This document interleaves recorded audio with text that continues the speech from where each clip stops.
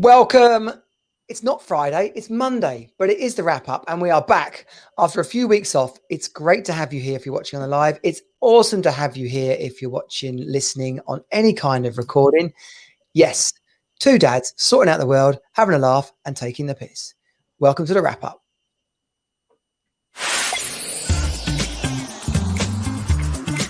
Welcome to Team Super Dad. Real dads creating their best lives ever. More time, more money, more fun. You are not alone. You're on Team Super Dad. Glen, welcome back. Boy, welcome back to the land of podding. How's things been? It's been forever. I know. Who'd have thought that coming out of lockdown was harder than going into lockdown? Well, actually, probably true. Is it? Sit on your ass at home and do nothing versus try and get your life back together. It's a basic law of physics, basically. Things in motion tend to stay at motion. Things at rest tend to stay at rest. So basically, we're just all living our Newtonian dreams. Oh, I'll have to ask you another day. What does that bloody mean? If I'm sitting on my ass a lot, I'm going to stay sitting on my ass. If I'm busy, then I'm going to stay busy. Basically, that's all it means. Oh, okay. And like some kind of law of physics pushing something that was previously not moving, it takes a little while to get things going again. Definitely, yeah. All about conservation of energy or some shit like that. I don't know. It's far too late, Johnny. And I've had too many things blow up in my house for me to be thinking about anything other than the next steps. Yes, it's also why I did single combined science, which was like how to wire a plug and how the eye works. I could bloody do with that right now. I tell you what, I'm not exaggerating. In the last week, so my boy's light switch has stopped working. I tried to replace that, and the light switch ain't working. My kitchen light's just blown. One of my toilets is a bit plugged up, and it just doesn't drain properly, which is the one the kids keep fucking shitting in constantly. It's like, look, there's a toilet that works. Shit in that one.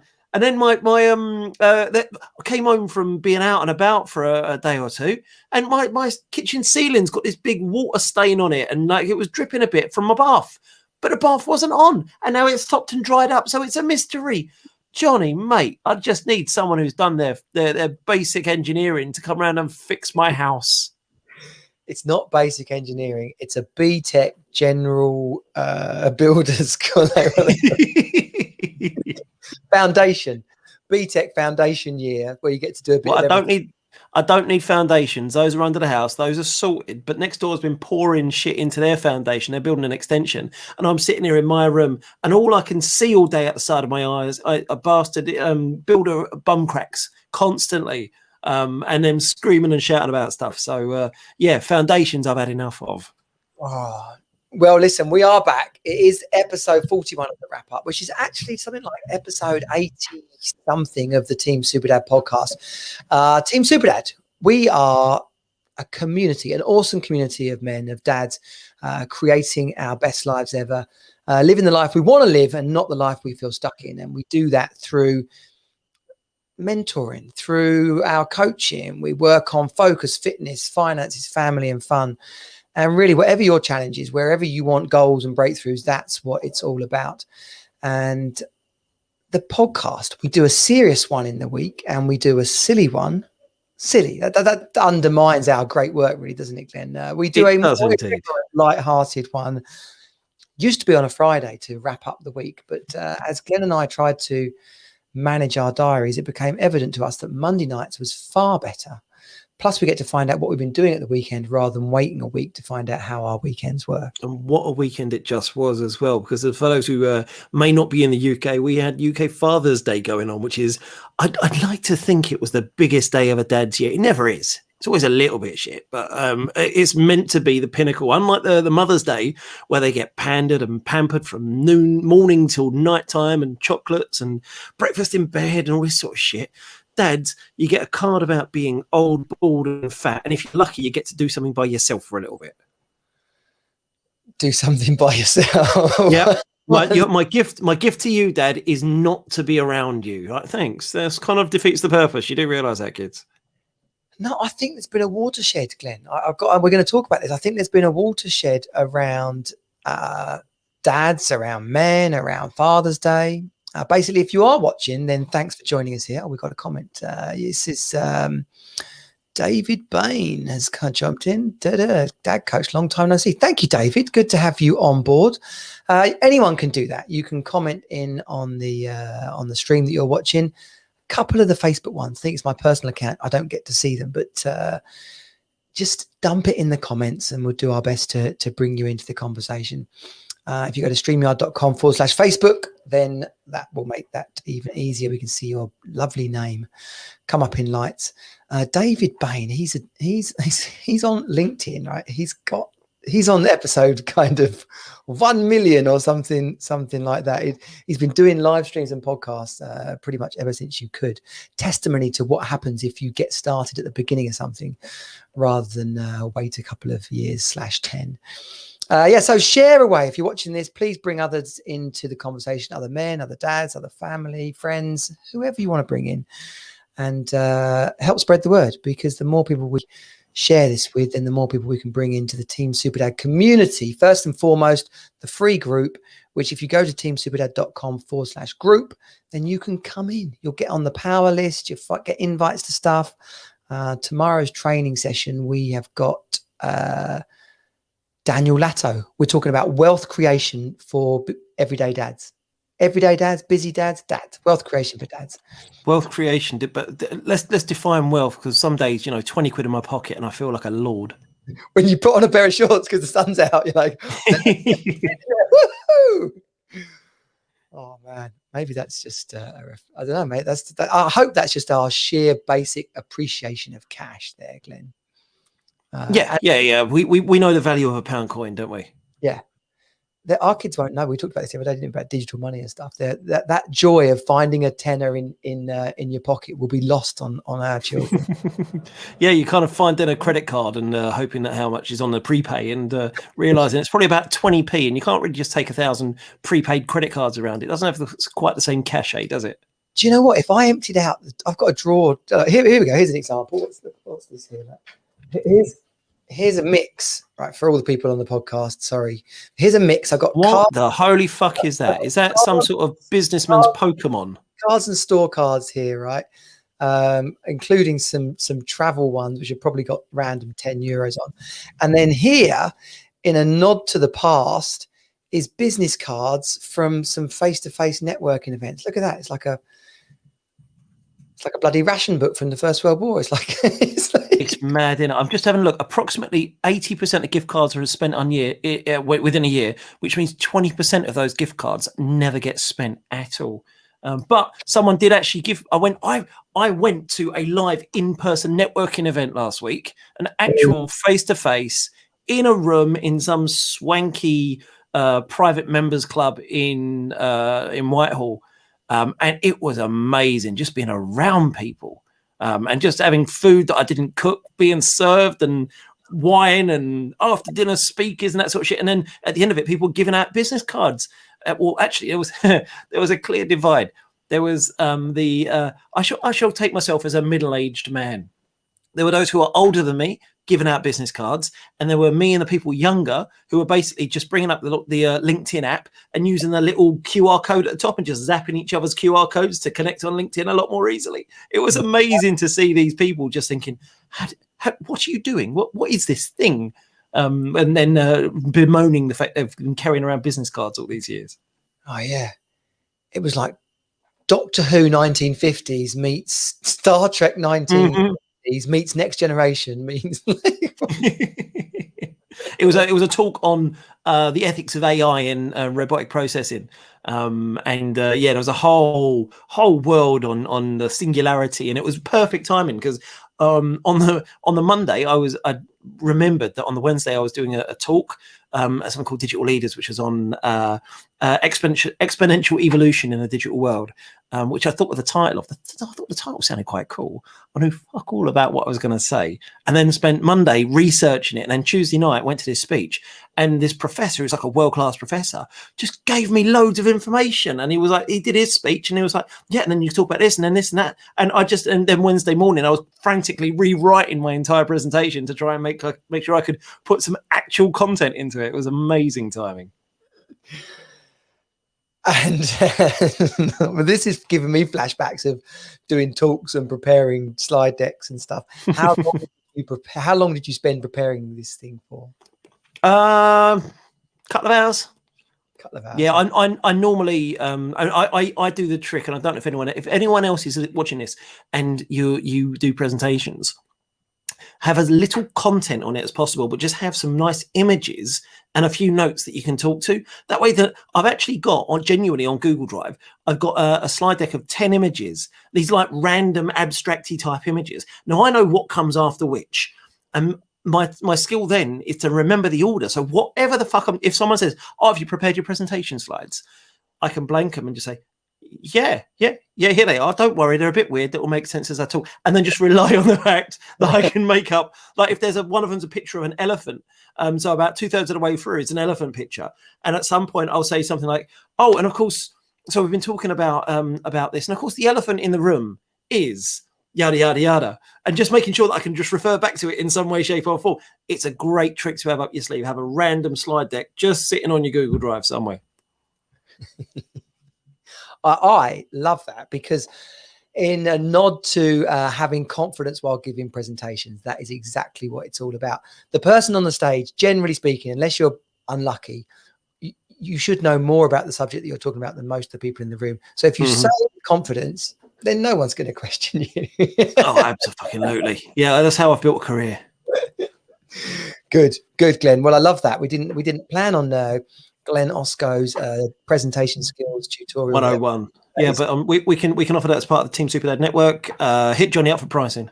Yeah, training session coming on that, although it will be short and sweet. No, it'll be really in-depth and detailed, and I've got a fantastic slide deck I'll take you through. Yeah, a little meditation, 10-minute meditation. Yeah, so what? Let's give a nod to Father's Day, seeing as we've just done that. What did you get? Did you have your kids? Was it your kid weekend this weekend? Did you get them even if it wasn't your weekend? It was my weekend, which is nice. But it was frustratingly, it was also my daughter's birthday. So the Saturday, we were spending with my family. It was my dad's wife's 60th birthday party. And so from about midday, got around there, and I left the car at home, so I knew I was going to have a few beers. And then we found ourselves up until about 1 o'clock in the morning. Literally, we played Cards Against Humanity, and we were literally singing and dancing and stuff like that. It was a magical night. Knowing then back to sing and dance, because you're probably London, as you like. It really was, yeah. It was old school. It really was. But then knowing there was going to be pain in the morning because we had to be up. It was both Father's Day for me, but also my daughter's 11th birthday. So I had to be up. We were kind of racing to see who would get up first. She heard my alarm go off, woke up, ran downstairs and made me a cup of tea. So when I came down, I had a cup of tea waiting for me to give me my Father's Day card. And then we spent an hour just kind of snuggling on the sofa watching telly. Then when her brothers and sisters woke up, we could open her presents and make it all about her. And that was lovely.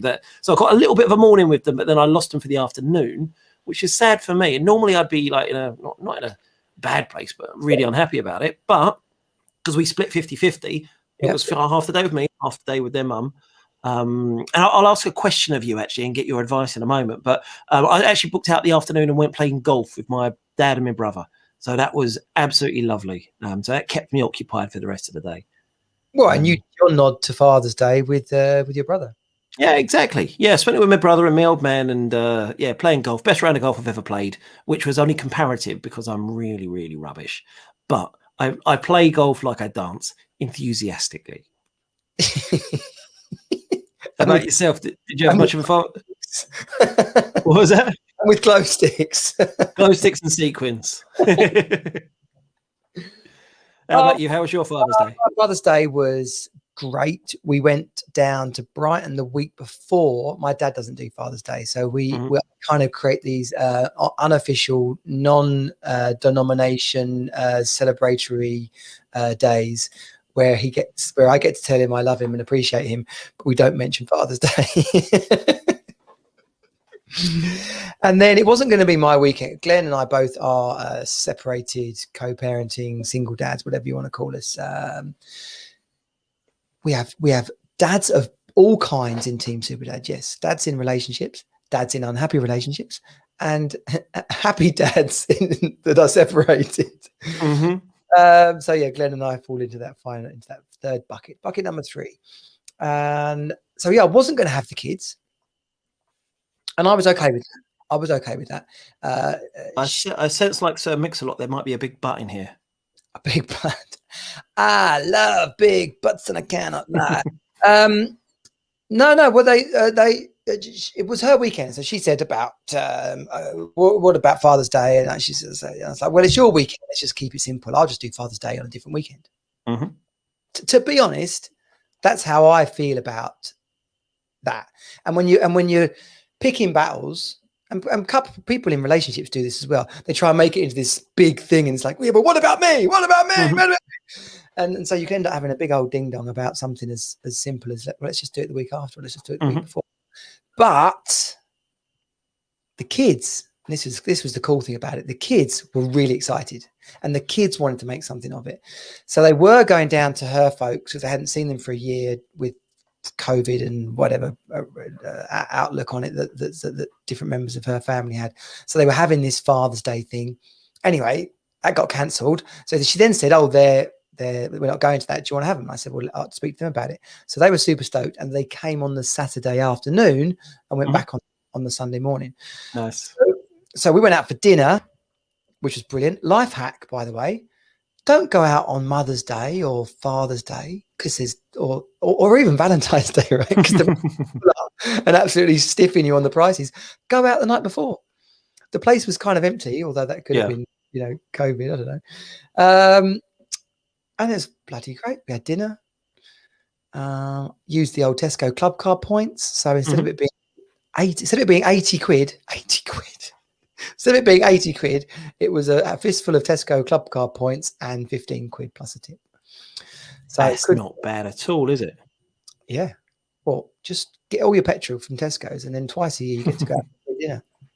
All my petrol, I've only filled up twice this year. Yeah, okay. Well, that's not going to work, is it? Well, a girlfriend who lives 30-minute drive away. I'm plowing through the petrol these days. Mate, I'm working on it. I am absolutely whatever the distance, just wherever you live, ladies, hook me up. I quite fancy you, but I really want the Tesco club card points. I was just saying, I woke up, got a present, got the thing. They made me breakfast in bed, and I think there was some kind of frustration, some sort of tension building between the kids because my daughter kind of had some sort of low-level meltdown during the morning, and I couldn't work out. I've been trying to piece together what it was all about, and I think he was playing Xbox when she wanted to do breakfast in bed, and that pushed the whole thing back. So I was sat in bed waiting, and she said I couldn't come downstairs until they brought it up, and I think he was playing Xbox, and I think that pissed her off. So then 2 hours later, when we were in the park, and she had a complete meltdown. I've like Hercule Poirot. I think I've worked it all back to that, and I will bring this up with her on Wednesday when I see her. But yeah, of course. And then they went back to their mums, and that was fine. It was all arranged. But I think they were a bit discombobulated about that. They happily go between the two, but it's sometimes you don't notice it all the time, but sometimes the kids can go a little bit wobbly about a handover. So yeah, usually when it's a break-in routine, that works worst. Yeah, totally. And yeah, so Father's Day. By the way, I'll pick you up on a point. I'm pretty sure it's Father's Day all around the world. Really? Normally we don't coordinate this sort of shit outside of Christmas and whatever the days are that we don't want to remember. That's what I'm saying. Like International Sausage Day or something. Which incidentally is a great holiday, and I'm absolutely here for it. Very different in certain countries and communities. I think there was a big groundswell, a shift around Father's Day this year. Yeah. My kids' school, bearing in mind I'm on the PTA, I run the PTA, right? So we generally do a Mother's Day thing, and I'm a little bit to blame because we've never done a Father's Day fundraiser.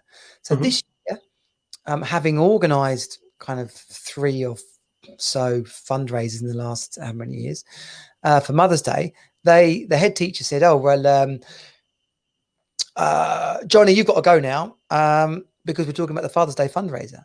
And so they chucked me out of the Zoom meeting because I was the only dad in there. Although John does help out on the PTA as well, and they did a fundraiser for dads for Father's Day, which was brilliant. Nice.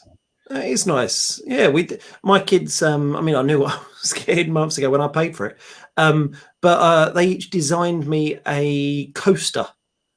Because like with the mums, they always give like flowers and chocolates and stuff like that. And I was like, well, what do you do for dads? And personally, I bloody love flowers. I think they're great. But they decided, so every kid designed a coaster, and then it came as part of a card, all made up and stuff, which is really, really sweet. I thought. Epic. Yeah. I got a mug, 2 mugs with the designs on it, so it's absolutely brilliant. But yeah, I think I got a guy reached out to me this week. But actually, we got connected by a really cool lady, and I know called Penny Power, and that's a great name. I know, Penny and Thomas Power. That is a strong name. Yeah, you're not a wuss if you've got a name like that. Yeah. And actually, she's Penny Power OBE. So forward. See, it's basically nominative determinism. Yeah. So they hooked me up with this guy who's part of a group of dads who put together this thing called Mandad, the dad media company, or the men's media company. Not the first men's dads media company I've met. Dad LaSalle, Dan Flanagan, member of the group. He's got his group, Dad LaSalle. So not the first dad media group. And then Dan was interviewed as part of an article in The Guardian where they were talking about the rise of dad groups, dad communities, all during the pandemic. And there were some really cool stats in there about dads and how they feel more connected to their kids and how they feel more confident about asking for flexi time, and how paternity leave for men is now being in a lot of companies, but people like John Lewis and these, the normal sorts of guys that make these early mover, what they call early moves, whatever, first moves. I'm going to bring up the article now here. They were just saying like how much the subject or the importance of fatherhood and of dads and in doing, like I say, during lockdown, 78% of dads spent more time with their children, 59% did more housework, and 65% reported a better relationship with their child or children after the spring of lockdown. Fathers are much more involved and much more positive about being fathers and have the time and technology to connect with other parents and dads particularly, said Adrian Burgess. So it's like, obviously, that I'm not going to disagree with that. I'm going to bang that drum big time with my Team Super Dad hat on. But just I feel like these kind of things has shifted with just little stuff like schools acknowledging Father's Day as much as they do Mother's Day. It's getting there. I think it's let's be honest. Men have got it better in just about every single way, and this is one of the few areas where we lag behind. But being a dad is a bloody big thing, and it's an important thing for us to actually fight for. It's one of the few areas where we can legitimately say, you know what, we get a bit of a raw deal on this. And I think it's early stages and it's getting there. We've got a long way to go. And partly it's also about us as men stepping up and being better dads. We've got that responsibility to do. But then once we are doing that, actually getting acknowledged for it and celebrated for it as well. I think there's a lot more that we can be doing. I know. There's you and me have joked about iron your own bloody shirts, right? Or the other versions of that. So 59% of men reported to doing more housework. And it was like Oh, well, they can report whatever they fucking want, but are they? It's very hard to sit there for 6 months and watch your missus. Yeah, and more just means going from none to something. You know, that's a very vague description. I put my cup in the dishwasher. What are you talking about? Well, I'll put my cup near the dishwasher anyway. So yeah, we do joke, but that is an important thing for modern dads. And this is the thing is you've got modern dads who are kind of doing all that stuff and feeling unappreciated, and then the other, let's say, let's call them traditional dads, still doing fuck all, and probably pissed off that we're all doing stuff. They're like, I hate you. Do you know how hard you lot are making it for me? Yeah, you're proving I can have a job and actually be an active parent. I mean, what the fuck? We spent generations putting this into sort of the mythical territory. I'm livid. But, yeah, and just to name check something else, right? This guy's got another group. It's called Fathers Football, and he's been running for about 5 years. He's got been thousands of people in it now. Where is it? But yeah, so just like that book that I co-authored and was telling you about recently, Being Fine, 19 different men talking about their challenges with mental health. This book, Dad, from just Dad. It's called Dad, yeah, and the group is called the Music, Football, and Fatherhood Group, and it sounds really cool. So 20 dads, all from the perspective, so talking about fatherhood from their perspective, and we've got miscarriages, widowhood, stillbirths, co-parenting, childbirth, work-life balance, dads at work, gay dads, stay-at-home dads, surrogacy, black fatherhood, dual heritage. Like, it's quite the description, quite the list there. Well, no, there's 20 stories, so you can imagine I guess they got one of each basically. But I'm going to get that book, and interesting to read that. So it was just exciting to see a very different flavour to all the father stuff coming out, and across social media was different. It was new. It was. I'm not saying it was like a complete transformation, and I'm not even saying it should be. I was talking to my dad about it, and he goes, my dad never starts or stops a sentence that hasn't got a swear word in, right? So he goes, fuck off. He goes, you were a quick shag. I know that. He goes, that's about as much effort as I put in, I think. And he's joking. He's joking. Like, flipping heck. My mum had cancer for however many years, and he took us motorbiking and go-karting most weekends to get us out of the house so she could sleep in, and stuff like that. And we had a cleaner and things, but my dad probably more traditional than as maverick as traditional, but yeah. You were a good shagger, I remember that. So, Glenn, on to the other subjects of my list with you. It's not just a list, that's a compendium you got there. This is what happens when you miss a week or two, isn't it? I know. Well, have you seen Gogglebox, Glenn? See, no, not only have I seen it, I've been on it, but only in terms of the TV. I've not been sitting on the sofa sharing my opinions. But it's very weird watching people talking about watching you. Very, very weird. But yeah, I have seen it, and I do bloody love it. It's one of those things where if an alien came down, or someone from some random island in the Pacific, and you were trying to explain to them, no, we watch TV, and on TV we watch other people watching TV. Like, how is this level of Inception entertainment? But it's brilliant. It's compulsive viewing. Yeah, it's like putting a free magazine in with another magazine. Yeah, it's mental. By both, yeah. It shouldn't work, but it does so well. What about it? What's caught your interest? Oh, they've cranked it up. They've now cranked it up. They've just made people drunk Gogglebox. No, not only are they turning random Joe Publics who've been on Gogglebox into celebrities, but they've now reverse engineered it, and they now have celebrities. They're already celebrities, obviously, very famous people, very famous C-list celebrities. Now they're sat there doing it. Oh, this is genius. I bet the marketing exec who came up with that, they took an early lunch that day, didn't they? So I don't watch. I must have professed. I'm not like I've got Gogglebox on Series Link, but the girlfriend and I did watch it the other night, and it was Eamon Holmes. And He Ruth, his wife. They do TV together and they're married. I found out. yeah. Some other people's on there. Big Breakfast, Blondie, Hot in the 90s. Oh, Denise Van Outen. Denise Van Outen. I would not have spotted her in a lineup of blonde Denise Van Outen lookalikes. I was not aware that it was her. Melanie C. Mel C. What, like the Spice Girl? Yeah, Sporty Spice. Blimey. And her brother, curiously. So basically, the B/C-list celebrity had some random with them who obviously wasn't that. All right, okay. What if the other person was? So say you're like a dynasty and like all the members of your family are famous, sort of. What if you're the Kardashians? They're going to be all sitting around telly, aren't they? Yeah. Eamon Holmes. So clearly, his wife is equally famous. Eamon and Ruth. Yeah.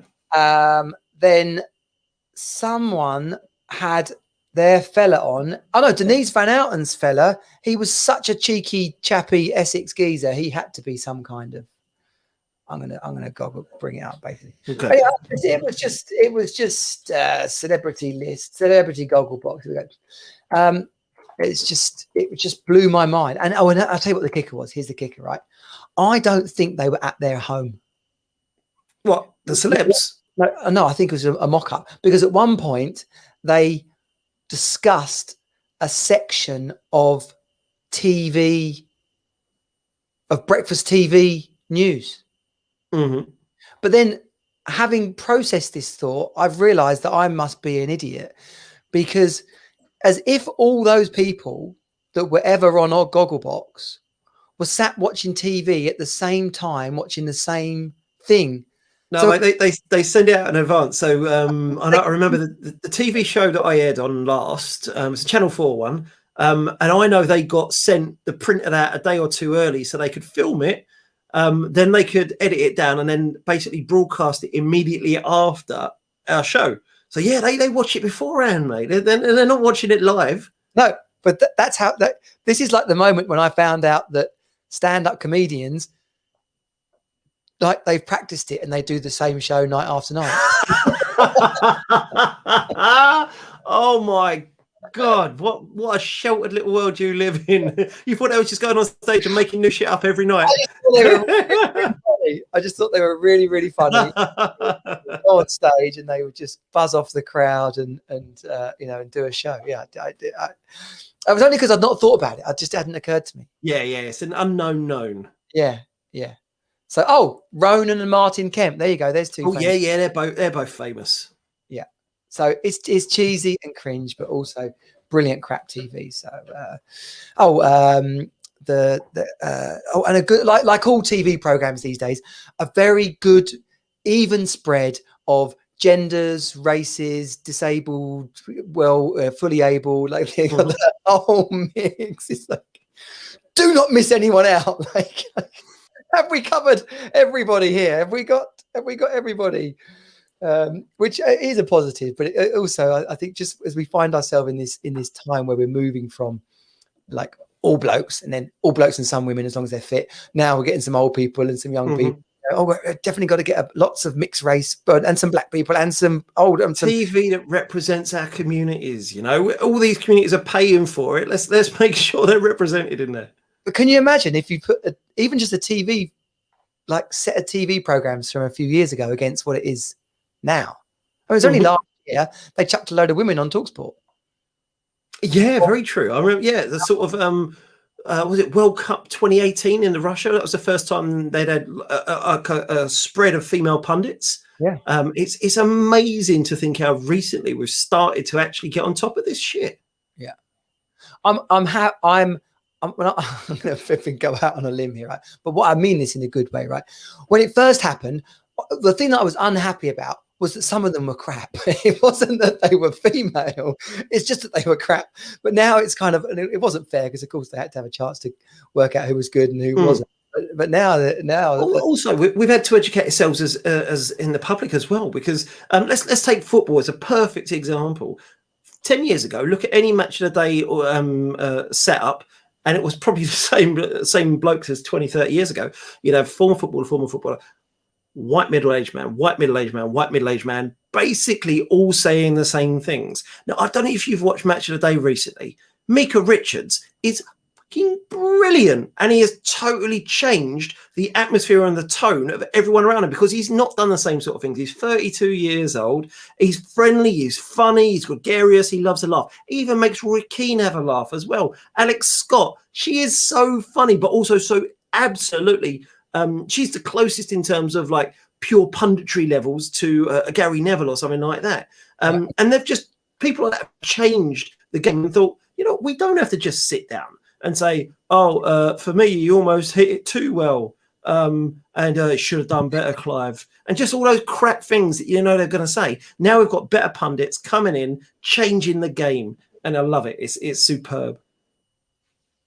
But it's a bit like the masks, like how quick things become normal and then how that it wasn't normal before. It's like, oh, wow, these women know a bit about football. Well, that's amazing.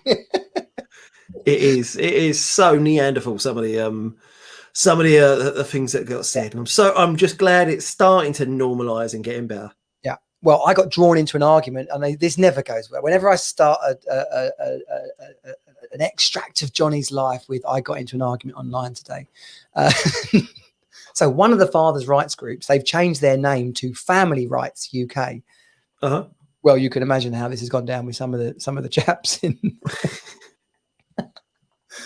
And but they're so angry, and I was angry for a while. But it's when you realise that, and there's a little bit of a soapbox here for some of the dads, and even people are still talking about women in a kind of like the sort of basic derogatory way.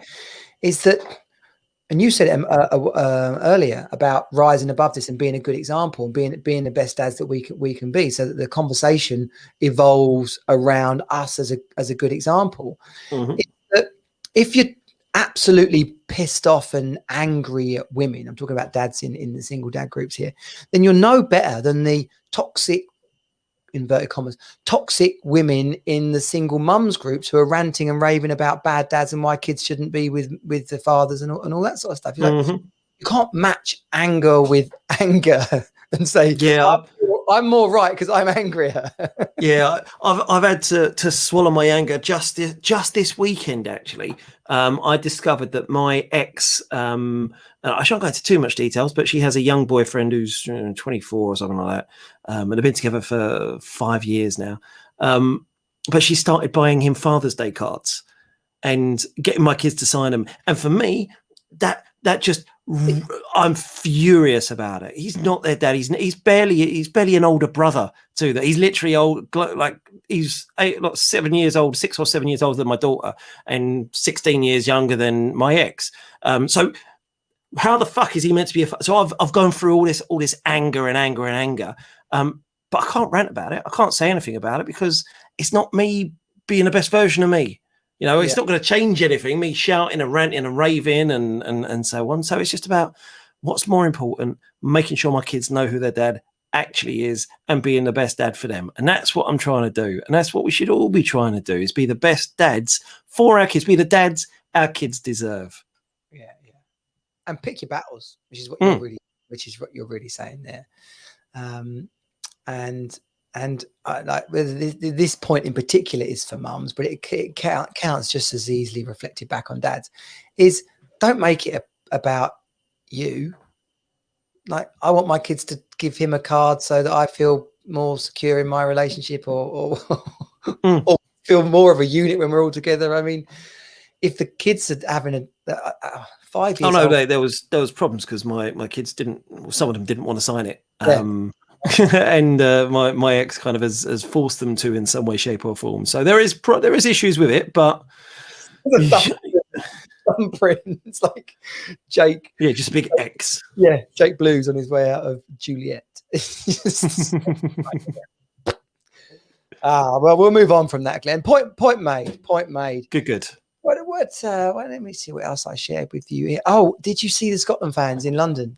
I mean, obviously the Euros are on right now. The Copa America is also Lionel Messi. Yeah, Copa America's been a little bit shit, to be honest. Football's not been great. I've just seen random news sort of segments on Sky Sports. But the Euros is cranking up. We're just building up indeed.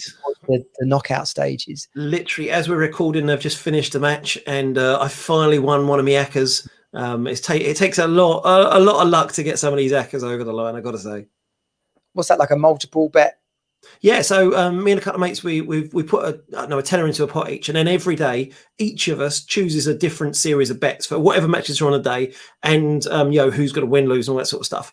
So on a 3-day match day, 3-game match day, you got to get the results right for all three of them. Otherwise, you lose one, you lose it all, and so you win more if it wins, but it's harder to come off. Yeah. Oh, that was like being at uni. But uni was such an eye-opener for me in kind of blokey stuff, right? Because I was with a bunch of Northerners, yeah. So Saturdays, when football used to just be on a Saturday, right? Mm-hmm. We would wake up late, have some sort of fry-up, go to the bookies, pick up the slips, go and sit in the pub and have a pint, yeah, and then go and put the slips back in with like 2 or 3 quid, exactly like you're just suggesting.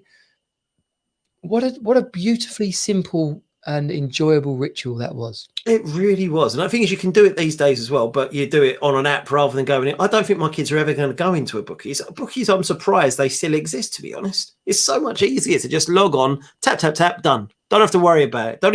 There's not even a pencil for me to steal.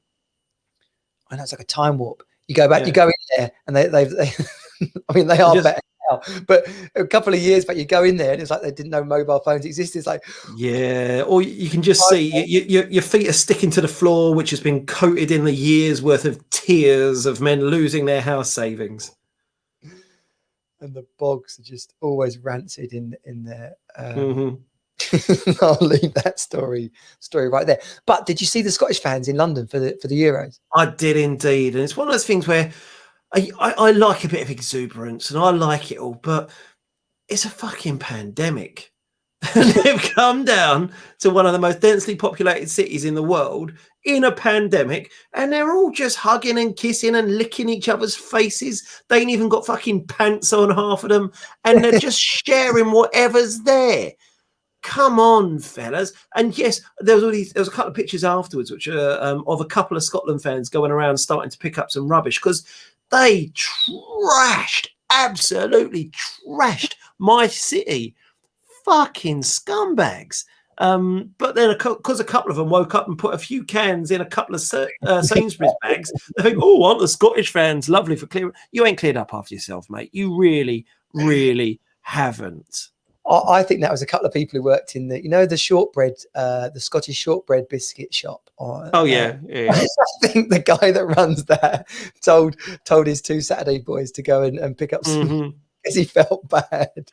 Probably those Saturday boys probably sounded less Scottish than I do. Yeah, some Highland shortbread Saturday boys. Do they actually make those things in Scotland? I don't know.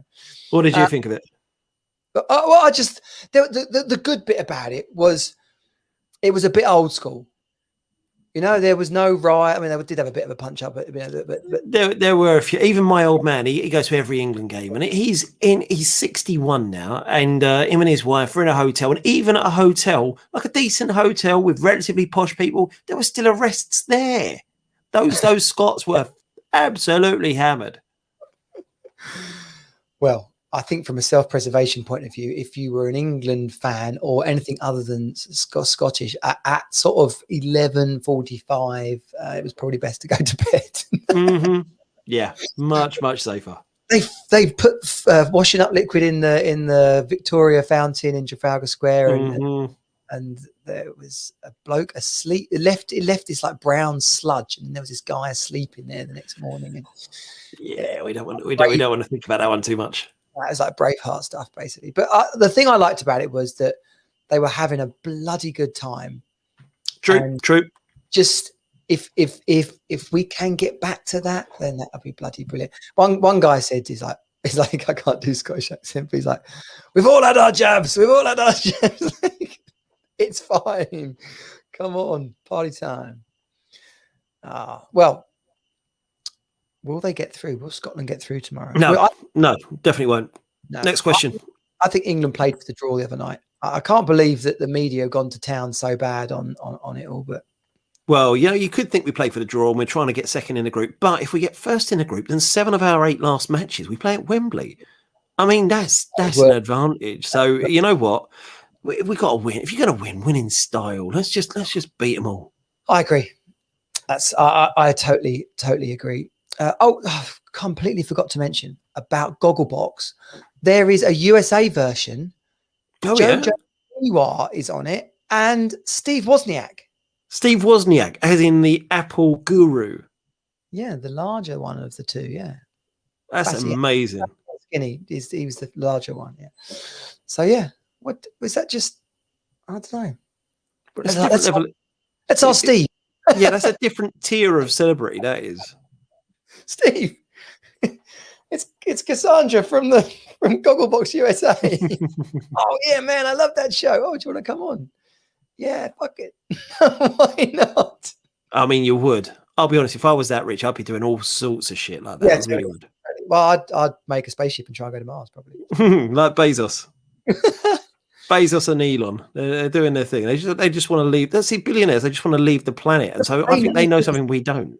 Glenn, they know what we don't know. They're on the inside track. They get a different email. They get like the top 50 people in the world, NASA kind of red list. You reckon it's a WhatsApp group? Yes, it's a WhatsApp. Well, no, it's not a WhatsApp. Well, yeah, it is. Special. It's like WhatsApp Platinum. It's like it's got a black card. And Bezos is probably sitting there thinking, well, you can only be part of this group if you get it. It's part of your exclusive Prime membership. Yeah, Platinum Prime. How'd you get on that? Well, be a billionaire and have a spaceship. So, what about? Did you see a picture recently of Branson? I mean, he is old now, but he looks like he's withering away. He looks like a prune. He is tiny. I was at a celeb party once, and he nearly dropped Courtney Love on me.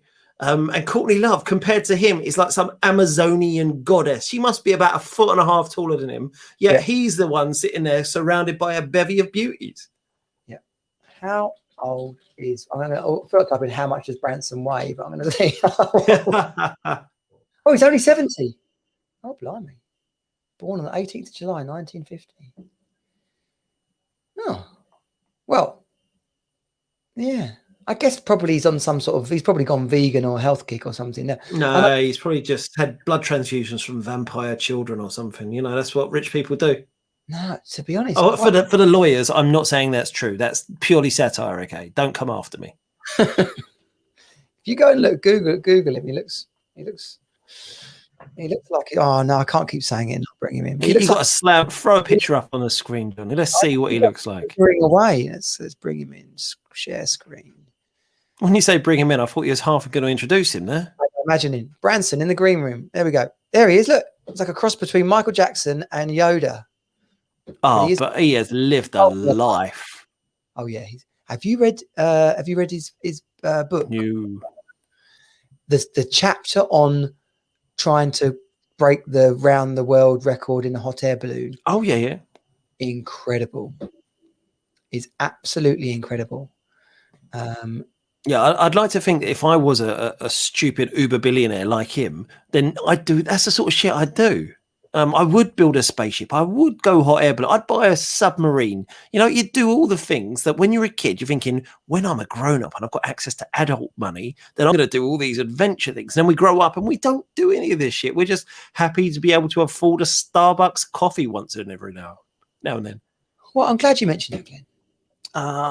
Because one of the elements of Team Superdad is fun and adrenaline and basically pushing out of our comfort zone. I shared with everybody a couple of weeks ago about how I hardly scaling the Empire State Building on it with nothing more than a flipping hat on. But I did climb the top of some crazy kids climbing frame thing. Mm-hmm. And only when I got to the top that I realized quite how high it was, and I felt, oh my gosh, it's pretty bloody high. So we got to go out there and we got to do some adrenaline. We got to push ourselves to the limit. I've been speaking to some guys in Scotland. No, in Wales. Sorry. Yeah, no one will worry about that sort of a slip up. The Scots and the Welsh, basically, they're the same thing, aren't they? Oh yeah, but you don't want to miss it out, do you? we will go to Scotland next time. But we're talking with the Beardy Man Adventures about doing the firewalking adventure, like get out your comfort zone weekend with them in September. So I'm just putting some work around that and seeing if we can make that happen. So that is if people from Team Super Dad wanted to be part of that, would they drop you a line? Should they just wait and listen? Well, they need to be teamsuperdad.com/group, and then they can get on the power list where we're going to be sort of teasing out information about that over the next probably about the next 8 weeks. It's going to be firewalking. We're going to do this canyoning and flipping cliff jumping and they're like Welsh former squaddies, so it's going to be getting pissed and taking each other. And probably my 16th birthday was spent in Wales. I think I've shared this story before. I was well out of my comfort zone, alone in Wales on my 16th birthday. A lifeguarding course that I'd taken myself to do. So I'd gone to bed because there was nothing else to do. I was 16. It wasn't like I was going to go and drink in the bar, even though I probably could have, right? So I can hear them all drinking and laughing, and it's like it was like a barracks, like beds with room, a bit like exactly was a place where schools go away. So with dorms, but because there was only a few of us there, we each had our own room. So about 10:30, 11 o'clock, I hear this like laughing, getting louder, coming down the corridor, and he's like, "What room's he in then, boys?" Thinking, wow, what is that? And then no sooner have I thought, what is that?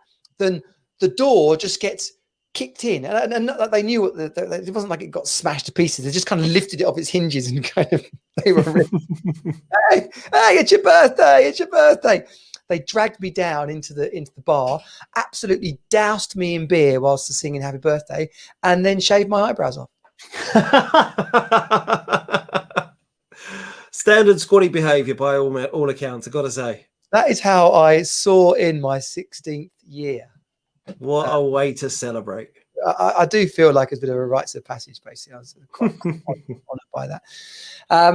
So that is fine. It's going to be awesome. It will indeed, but that sounds like you've got to be pretty fit to do that. And I know that I've got to be pretty fit by the time Sunday rolls around. I'm thinking about at some point soon. I'll probably need your help to start working out some sort of training plan for the 10K we're doing this weekend. Yeah, it's Saturday, by the way, Glenn. Is it Saturday? Yeah, oh, bullshit. Okay, Saturday. So I've got, see, that's thrown my entire training schedule out the window now. I've got a day less to get this fat blob of a man into shape to do our 10K obstacle course fun runny type thing. Yes, there is wet bits. I hope you realise this. There's like traversing ponds and things. Wet bits? What, like on jet skis and shit? No, just muddy ponds. Have you mud? Nobody told me there would be mud. Have you not looked at the website? I am aware of the issues and the challenges. Okay, have you got any like guests coming with you? Anyone to cheer you on? No, my kids are all fucked off, and then nobody likes me enough to cheer me on. They're not going to come and just watch me. Okay, so we'll go together. Well, obviously, there's no point in us driving separate cars. I'll come and get you. Oh, wicked! All right, that sounds good. Yeah. So, watch the lives on Sunday morning. Basically, Glenn and I will be doing some. We'll be doing some pre-event lives. But don't worry, Jo, the girlfriend.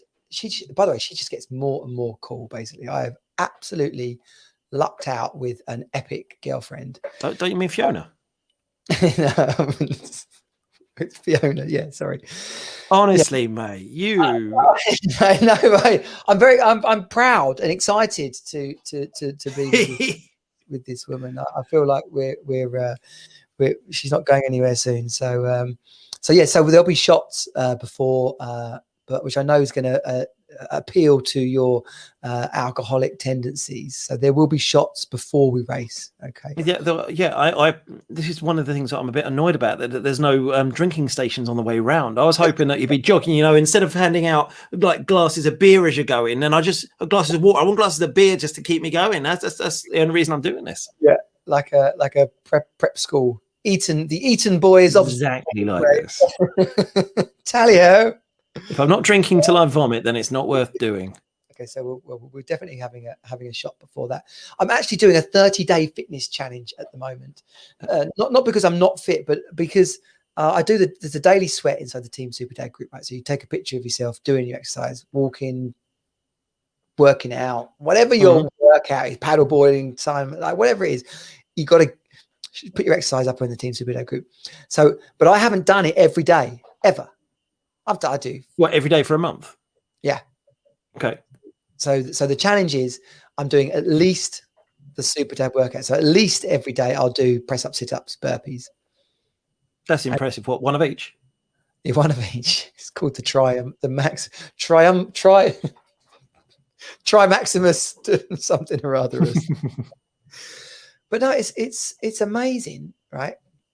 Just by saying you're going to do something every day, how I'm then compelled to do it. And like the idea of not doing it has now become abhorrent simply because I said that's what I'm going to do. Okay. So it's commitment and accountability. Yeah. And which is everything Team Super Dad is about. It's exactly why we're doing it all. But one of the fitness instructors clients said to her this week, oh, well, yeah, this is great and all that, but no, I can't possibly work out during the week. So this is one of the coaching groups that I'm in. So she's telling me, she's like, well, what do I do with him? It's like, but that level of being right about something, just saying I couldn't possibly, I know I said I want to make money, but I couldn't possibly call people. You got to get over that hurdle. I couldn't possibly lose weight. I want to lose weight, but I couldn't possibly work out every day. Like, this kind of negative talk holding us back. So full respect for you doing the thing on Saturday. We're going to have a lot of fun. And I'm interested to see whether whether I survive. Well, I think you're going to get round. Clearly, you said yourself about how you have a latent level of fitness. But we might be testing that to the max. Well, the only way to know your limits is to go up to them and push them hard. And so, fuck it, why not? Don't wear big leather trainers. Don't wear your Air Force Ones. You need to wear no Air Force Ones. How about my denim jeans? That'll work? Yeah. Yeah.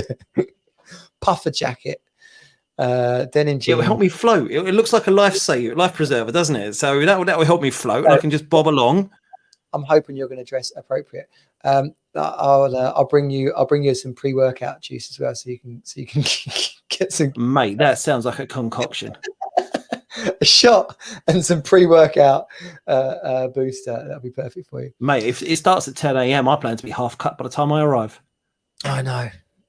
Couple of things before we finish up, Glenn. I interviewed Mark Ormrod last week on the podcast. I should have mentioned this earlier on in the wrap up.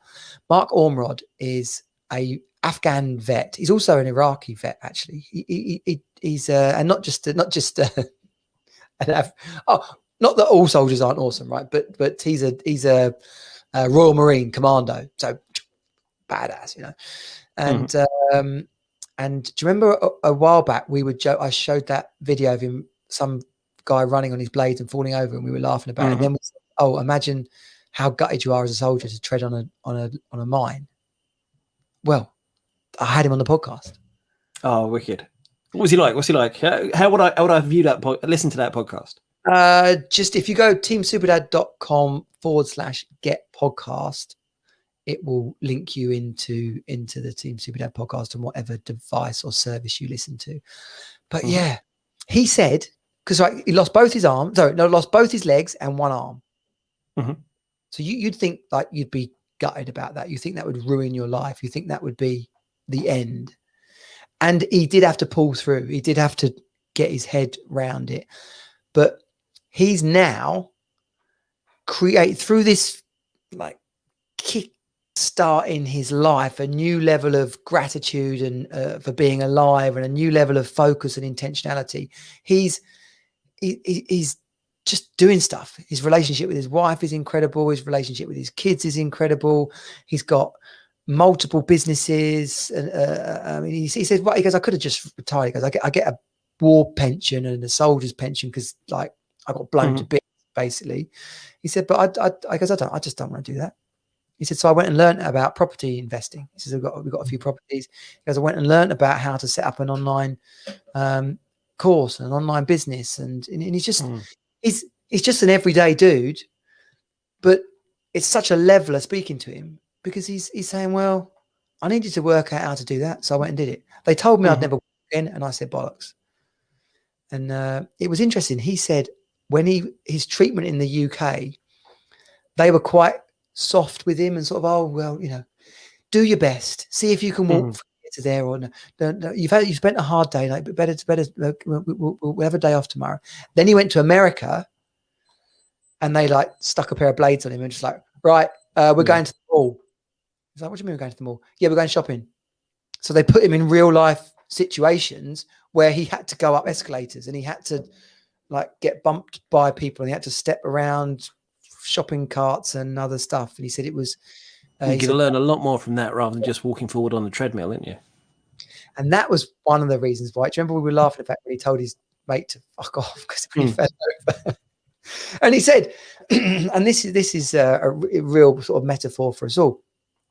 He said, when something goes wrong and people try and crowd around me and like, oh, are you okay? Let me help you. He's like, no, what I need is the space to go through my routine to get back on my feet. I can do it. It's not like because he's no legs and one arm. He said, to get back up, I literally have to make myself into a triangle and then start to bring in the different parts of me until I then like pick up. And he said, it's not that I don't want help. He said it's that I'm just better off without it because I can. But it's just a real quality bloke. And of course, I said to him, well, what was it like getting blown up? And he goes, I remember all of it. Absolutely all of it. And the worst, this is also quite funny, when they bandaged him all up and they were going to fly him out and they put him on the back of a truck and he fell off. Oh God. I love the thing. He's like, God. I've just been blown to bits. You can't even airlift me out. You're going to drop me on my head. Yeah. And you to check out the story. One of the doctors at the camp, they couldn't get oxygen into him, and she did this special maneuver that went through his chest or some crazy maneuver and saved his life. So powerful stuff on so many levels. So I encourage everyone to go and listen to that. Which is about it, Glen. Brings us up to an hour. We try and keep indeed, yeah. All the other stuff, including Paul's son's 14th birthday, where he found dried spaghetti in the peanut butter jar in the morning. Naturally. That's where you keep it. And other bits, appropriate language lessons at school, and all the other stuff that we find in our modern world, we will come round to next week. You will indeed. Next Monday, not next Friday. Set your diaries, Monday. Yeah, which means if you're used to getting the latest episode on a Saturday morning, you're not going to do that anymore. The latest episode of the wrap up is going to drop kind of Tuesdays sometime, because I'm going to now finish this, edit it and put it out. So you're going to get that sometime Tuesdays probably. So that's how the schedule for the wrap up is going to work. Oh, and I'm working on new guests for the more serious episodes. So there might be a bit of a gap on some of those more informative episodes. So if someone's got an idea for a good guest, how do they get in touch, Jonnie? They just come to the Team Superdad group, as I've mentioned before. Go to on the old Facebook. Well, yeah, if you search Team Superdad on Facebook, the group Motivated Dads will come up in the Team Superdad page, or Jonnie Jensen on Facebook, LinkedIn, Team Superdad HQ on Twitter. Basically, if you search Team Superdad, you're going to get a multiple options in messaging us. And yeah, so if tomorrow's training in the Team Superdad group is on wealth creation, Daniel Latto. That will be you can join in the Zoom or you can watch the replay. And if you've got people if you want coaching on stuff, we do the free coaching once a week inside the group, so that you can message us with things that you want. And if you've got ideas of people you've heard on other podcasts that you want us to get on the Team Superdad podcast, then just let us know. Be brilliant to get that. Actually, be really cool. Good man. Looking forward to it. So we will meet F2F on Saturday morning. Yeah, I cannot wait. And I've got no idea how tall you are, nor what the back of your head looks like. So this is going to be an experience. What a little and large. The two Ronnies. I think Ant and Dec. Dick and Dom. Ant and Dec. Oh, what was the two guys on BBC One? Trevor and Simon. Oh, that's probably, Trevor and Simon. God, that's going back a few years. We probably are a bit Trevor and Simon, like Ken and Eddie Kennedy, the barbers. Oh, yeah, but whatever. The only thing I think of with Trevor and Simon is we don't do duvets. Bloody brilliant. I wonder what those two are up to. Maybe we get them on the podcast. Go for it. If you can find them, let's track them down. Let's do it. Good to see you, Glenn. Great to hang out again. I will see you Saturday morning, and the rest of us will see you and I back together next Monday night. If I survive. Yeah. Cheers, guys. Team Super Dad out. Bye.